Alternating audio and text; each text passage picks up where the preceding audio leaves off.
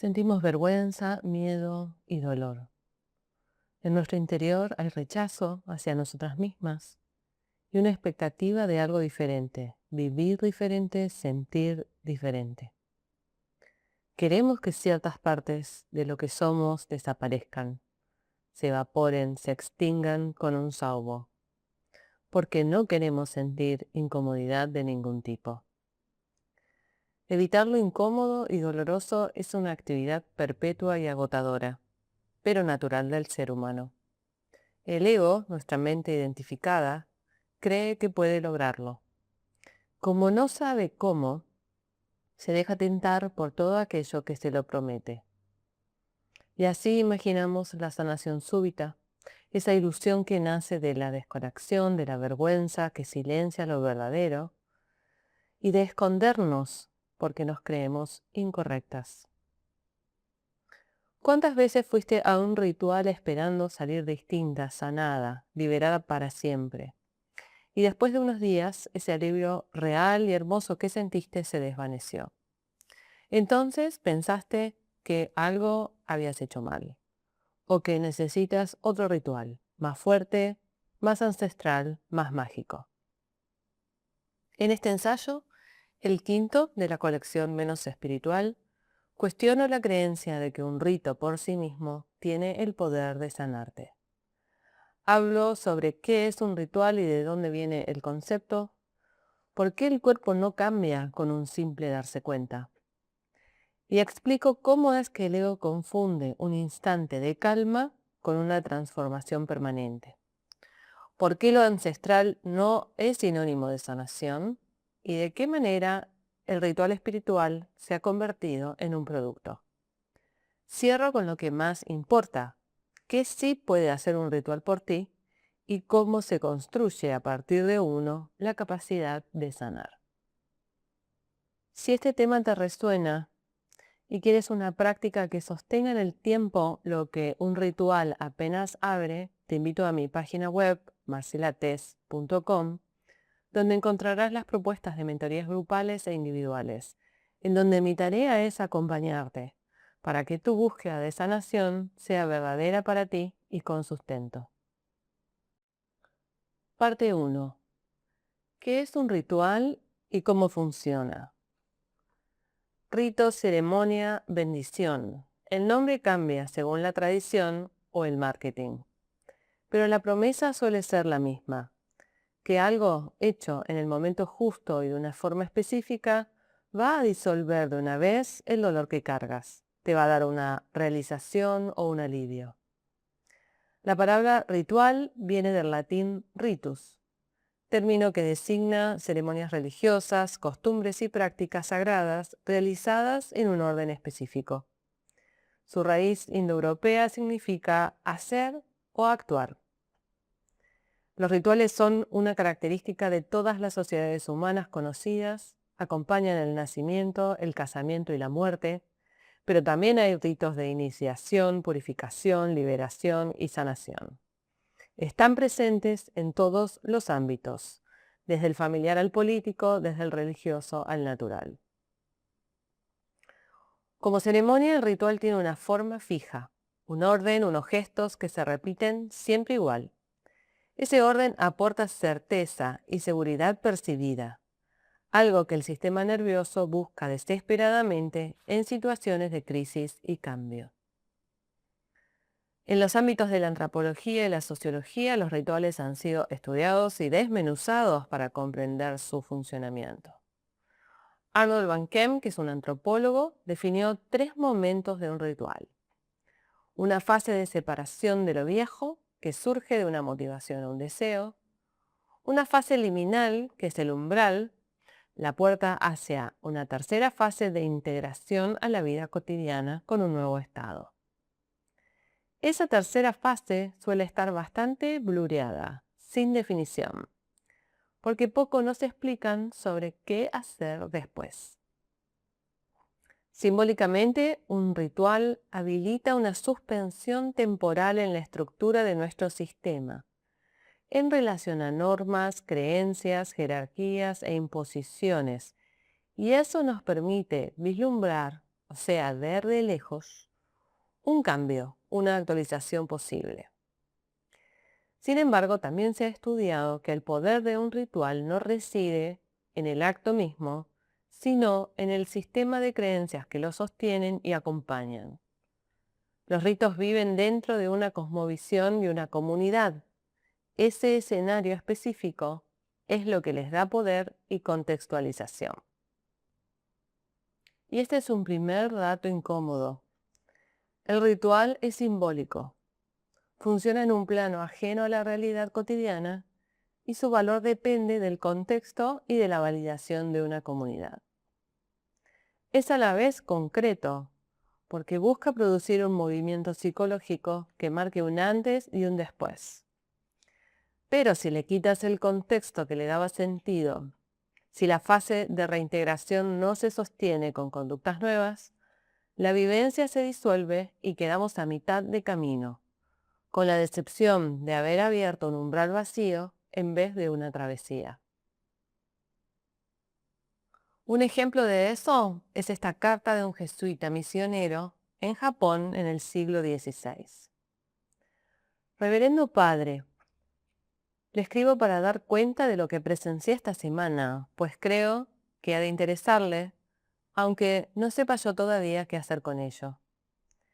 Fui invitado por un señor de esta tierra a lo que llaman ceremonia del té, y confieso que fui con la sospecha de hallar allí superstición idólatra, o cuando menos vanidad de príncipes, y llevaba ya preparadas las palabras con las que había de juzgar y describírselo a usted. Una especie de ceguera o herejía de las formas. Hallé en cambio una habitación pequeña y desnuda, sin imagen ni altar, a la que se entraba agachado, como quien se humilla sin que nadie se lo mande. El hombre que oficiaba la ceremonia tardó un tiempo larguísimo en calentar el agua, revolver el té y servirlo, con tal lentitud y tal atención, que llegué a pensar que se había olvidado de mi presencia o del mundo entero. No hubo palabra de Dios ni de espíritu alguno, no hubo milagro ni promesa de él. Y sin embargo, salí de aquella choza con el pecho más liviano, con la sensación de haber estado ante algo verdadero sin comprenderlo. Pensé al principio que había estado ante gente loca, tanta ceremonia para servir una bebida amarga. Ahora, ya de vuelta, no sé si la locura no será mía, por no hallar en mi propia fe una quietud semejante sin que me dé sermón, penitencia o reliquia. Le escribo esto, Padre, no para que me dé una respuesta, sino porque no concibo qué hacer con esta experiencia o verdad. Los jesuitas del siglo XVI, que llegaron a Japón, dejaron crónicas reales donde señalan justo esta paradoja. Describen el ceremonial japonés como excesivo hasta ridículo en su detalle, y al mismo tiempo no pueden dejar de registrar el efecto que produce y el peso simbólico que los propios japoneses le dan. La Iglesia llegó a recomendar que los misioneros aprendieran las formas de este protocolo al detalle, porque entendían que ahí había algo que no podía ignorarse. Pero nunca llegaron a comprender muy bien qué era eso, ni la cosmovisión que lo sostenía. ¿Por qué no alcanza con solo darse cuenta? En la espiritualidad contemporánea sobrevaloramos el insight, el darse cuenta, como si fuera el destino final, pero comprender algo con la mente no es lo mismo que poder llevarlo a una conducta o ponerlo en el cuerpo. Ese saber no significa poder, y la razón es neurobiológica. El cerebro opera por niveles. La mente cognitiva puede entender perfectamente por qué sufrimos, mientras el sistema nervioso autónomo y las estructuras más profundas funcionan por debajo de la conciencia cotidiana con una lógica propia. El trauma y el estrés crónico no se guardan como un recuerdo que se pueda corregir con un argumento, sino que se organizan en la fisiología, en el tono muscular, en las fascias, en los patrones de respiración y de alerta. Y eso sucede por neurocepción. El sistema nervioso evalúa el entorno de manera permanente y automática, en busca de señales de seguridad o amenaza, y reacciona antes de que aparezca un pensamiento consciente. Adicionalmente, el sistema nervioso prioriza la economía de la repetición y lo automático, aunque sea dañino, le requiere mucho menos esfuerzo y adaptación que lo novedoso. Por eso, crear y gestionar un cambio no solo precisa de conciencia, sino también de voluntad sostenida y energía disponible. Es por estos factores que puedes estar en un ritual, por ejemplo, de apertura de corazón, presente y mentalmente convencida de su utilidad, mientras que otra parte de tu registro lo percibe como una amenaza, que puede estar asociada a una memoria o ser una interrupción de tus salvaguardas de supervivencia, y el cuerpo entonces se tensa, se contrae, impidiendo cualquier insight real que lo distienda. Entender la trampa del ego y la mente que no entiende el tiempo. El primer obstáculo es no comprender lo simbólico y contextual de un ritual. El segundo es que nos dejamos engañar e ilusionar ante la promesa de comodidad. Y la mente no sabe de tiempos, para ella todo es absoluto y presente. Cuando entras en un estado de calma durante un ritual, la mente lo interpreta como un estado final y permanente, ignorando el flujo del tiempo y la realidad de los procesos corporales y conductuales. Si el rito te regaló un momento de claridad mental, el ego lo etiqueta como un éxito que percibe fuera del tiempo y como continuo. Y la burbuja liminal puede durar 5 horas o 5 días y ser forzada por la mente, pero en algún momento la claridad se desvanece sin el sostén de lo que la generó. De regreso a la realidad mundana, en donde las sensaciones y patrones automáticos reaparecen, te frustras y concluyes que algo no funcionó o necesitas otra versión. Es que el cuerpo y la conciencia funcionan de otra manera. Lo hacen por cultivo y repetición. Y para eso sirven las prácticas y técnicas, sean ancestrales o modernas. Tienen el sentido de servirnos para que nos demos cuenta de las mismas cosas una y otra vez, hasta que adquirimos la capacidad de hacer algo con ellas, desengañándonos de la ilusión de un logro absoluto. Y seguramente reconoces la sensación de esto yo ya lo sabía, esto yo ya lo había visto o entendido. Los cambios no suceden desde la comprensión mental, sino desde la acción sostenida. Un rito, repetido con intención y traducido en conducta, puede volverse parte de tu práctica y sostener la claridad y la presencia y el cambio a través del tiempo, dándole al ego algo más que flashes, sino una nueva estructura. Para cerrar esta primera parte, comparto otro relato que se llama La iluminación de un monje. Un monje llevaba 3 inviernos sentado en zazen bajo la guía de su maestro, buscando eso que en su tradición llaman despertar. Una tarde, mientras barría el patio del monasterio como hacía cada día desde su llegada, algo se dio o se acomodó en él. Soltó la escoba y corrió a buscar a su maestro. Maestro, maestro, me he dado cuenta. El maestro asintió en silencio sin levantar la vista de su té, y luego de un largo rato preguntó, ¿y qué ha cambiado? El monje miró sus manos vacías, el patio de medio barrer, el frío de la mañana, y respondió, nada ha cambiado en realidad. Algo en su voz ya no tenía esa urgencia de antes. Entonces, dijo el maestro, ve y continúa barriendo. Ni siquiera el Zen, con toda su antigüedad y método que ha sido usado durante siglos, le ahorró al monje ni el tiempo ni el trabajo. Y si ni la tradición más rigurosa exime a quien practica del proceso, conviene preguntarnos que nos hace pensar que un rito, por el solo hecho de hacer antiguo, va a ahorrarnos algo a nosotras. Parte 2. Sobre lo ancestral, oriental y originario. Entendemos ahora los factores por los cuales creemos que puede haber una sanación súbita o mágica.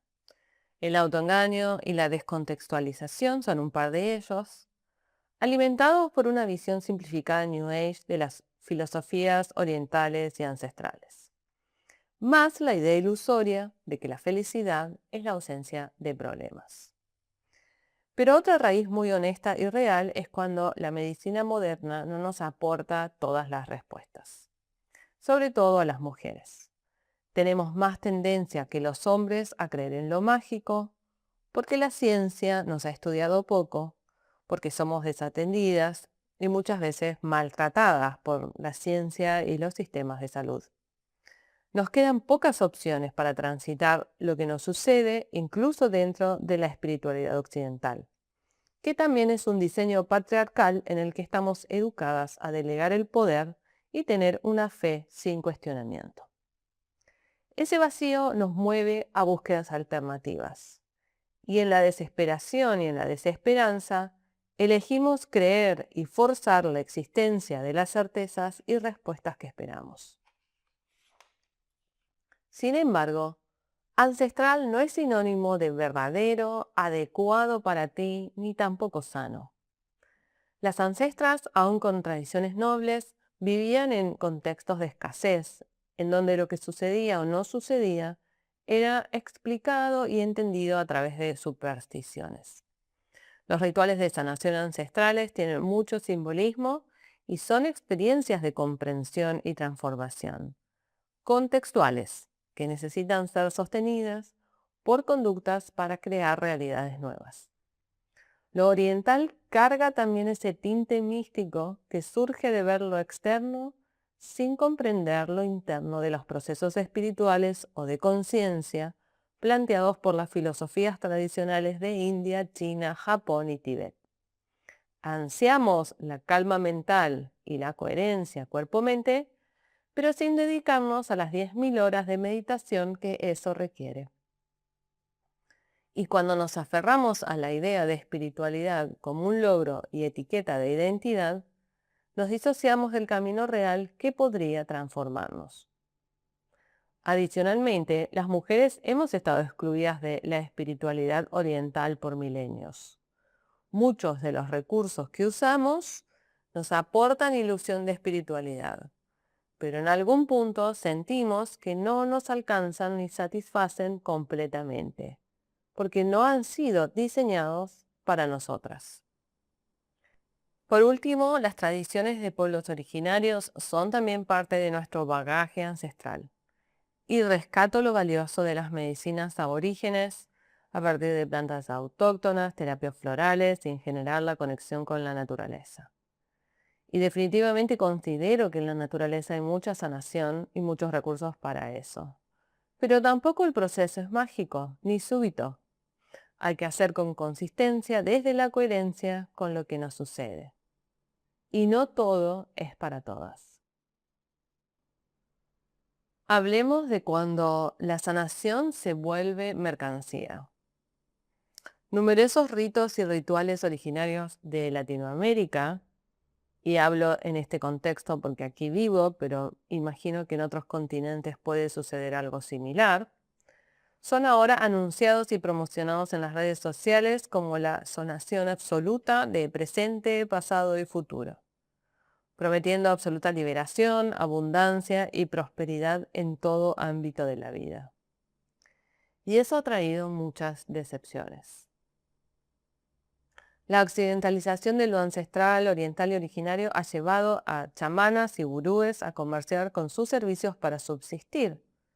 Esto sucedió con el éxodo de maestros chinos de acupuntura y artes marciales hacia Europa en el momento de la Revolución Comunista China, con los maestros zen del Japón en la posguerra y su migración hacia Estados Unidos y Brasil, con los tibetanos luego de la apropiación territorial de China, con los hindúes durante los años de ocupación británica en la India, También con la ocupación de América del Norte, diezmando nativos y por supuesto con la colonización hispanoamericana y la transformación religiosa cultural impuesta a los pueblos originarios de nuestro continente.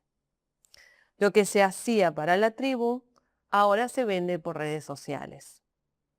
La globalización impuso transformaciones y trajo mercantilización de las culturas ancestrales, traspolando y descontextualizando sabidurías, rituales y prácticas que no son del todo aplicables ni útiles fuera del ámbito geográfico temporal. ¿Qué significa esto? Que sin adaptaciones y actualización, lo ancestral oriental originario no nos sirve del todo. No somos esas mujeres que crearon esos recursos, ni las comunidades que lo validaron. Nuestro contexto, necesidades y comunión como participación en la comunidad son diferentes.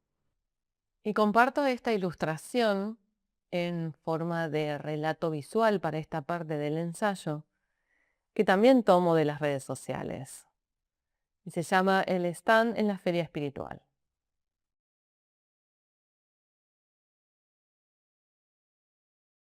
Y probablemente lo que queremos comprar es en realidad la fantasía de no tener que enfrentar de nuevo el dolor o la incomodidad que este ritual o técnica X nos promete resolver de una vez por todas. Analicemos entonces, para ir cerrando, qué puede y qué no puede hacer un ritual por ti. Desmitificar no es descartar, y mi intención ni siquiera es que no hagas más rituales, sino que los hagas bajándolos a tierra, sabiendo qué te pueden aportar y qué riesgos observar. Lo que un ritual no puede hacer. No puede sanar tu historia a ciegas, necesitas estar dispuesta y tener los recursos para evitar con honestidad lo que te trae, incluido lo incómodo o lo doloroso. No puede sustituir la neurobiología, no borra años de hipervigilancia, trauma o conductas con un decreto o un tapping, sino hay posteriormente un proceso de integración que sostenga el cambio. No debería cooptar tu poder ni manipularte. Cuando esperas que el ritual o quien lo guía haga el trabajo por ti, creas dependencia en vez de capacidad y agencia. No debería causarte daño ni abrir algo para lo que no tienes recursos todavía. Pon recaudos y atención sobre aquello que te maltrata y abruma en el intento de sanar. No debería castigar tu duda ni exigirte certeza inmediata. Un espacio sano tolera que preguntes, que dudes, que busques tu propia vivencia y regreses con esa experiencia. Y no debe reemplazar un tratamiento médico o psicológico en ningún caso. Lo que un ritual sí puede hacer, puede funcionar como brújula, porque abre ese momento de claridad en el que ves qué es posible y hacia dónde dirigir tu energía. Puede servir de anclaje psicológico y de intención. Es una forma de honrar y formalizar un compromiso de cambio que ya decidiste hacer. Puede ser un cierre o un momento de transformación y habilitar un duelo. Eso implica gestionar la tristeza con la que el ritual te conecta. Puede ser una forma de práctica y una creación de recursos compartida para sostener lo que se abrió y transitarlo con herramientas y comunidad. Puede ser un espacio de contención y un entorno donde al sentirte segura tu sistema nervioso se permite relajarse y ensayar nuevas formas de organizarse. Puede ser un recuerdo sentido al cual volver como refugio, como compasión, como renovación de compromiso y elecciones. Y sobre todo puede ser muy útil para ti e inefectivo para otras. Conclusión. No esperes magia, construye tu capacidad de sanar. Hay una cualidad infantil en el pensamiento mágico que nace de no entender cómo podríamos alcanzar una realidad distinta. En las mujeres este registro es profundo y viene de milenios de estructura patriarcal en los que efectivamente no teníamos recursos materiales, emocionales ni mentales que nos dieran la capacidad de crear una realidad distinta. Te invito a que asistas a un próximo ritual con una indagación preliminar muy clara. ¿Qué estás buscando con este ritual? ¿Sanar y abrirte a lo que te trae o evitar tu dolor? El ritual puede ser una invitación a construir tu capacidad de sanar, que empieza cuando eliges quedarte en ti y observar con amabilidad lo que te duele, lo que resistes y lo que puedes. A partir de eso, aprender los recursos y buscar la asistencia que te sirvan para reconciliarte y transformar tu historia. En esa forma de entender la sanación hay madurez espiritual. Entiendes que se sostiene desde adentro y a través del tiempo. No es súbita, no es ajena a ti ni por un poder externo. Es a través de ti, con recursos, en un proceso que cada vez que lo transitas es más amplio y completo.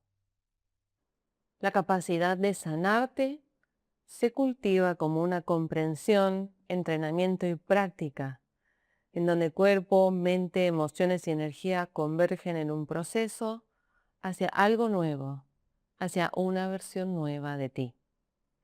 En definitiva, lo que te sana es tu compromiso contigo misma. El ritual es un recurso más en ese camino. Gracias por escuchar el quinto capítulo de la colección Menos Espiritual. Como nota final, quiero notar que la existencia de cuentos y relatos en este ensayo es intencional, porque los cuentos también pueden funcionar como rituales. Y en este caso me gustó incorporarlos porque funcionan como un rito para entender el sentido de los ritos y así cambiar tu percepción. Y nuevamente te invito a visitar mi página web, marcelates.com, informarte sobre las opciones de mentorías grupales e individuales si lo que te interesa es crear un proceso de sanación y autoconocimiento que sea verdadero y sostenido con tus propios recursos y tu práctica. También en mi página web encuentras la colección completa de Menos Espiritual, una serie de audio ensayos que están disponibles en video y en PDF, en los que tengo la intención de bajar a tierra la espiritualidad. Gracias y nos encontramos en el próximo.